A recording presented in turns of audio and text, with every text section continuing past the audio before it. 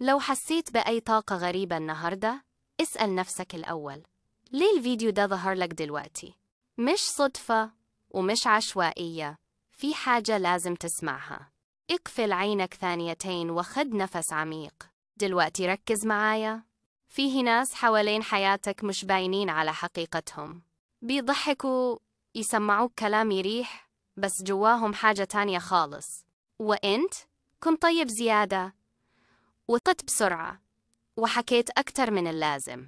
الكروت قدامي بتقول إن في سر خرج منك في اللحظة الغلط، وصل لحد ما كانش لازم يسمعه، ومن وقتها وإنت حاسس كأن الدنيا بتقف ضدك. مش حظ وحش، مش طاقة عابرة، ده أثر عين مركز عليك، واستنى اللحظة اللي تضعف فيها.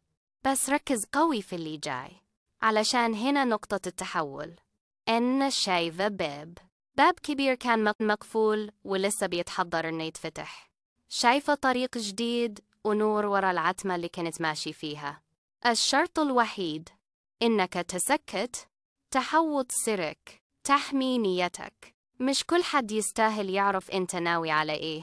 مش كل حد لازم يشوف ضعفك، ومش كل ابتسامة صادقة.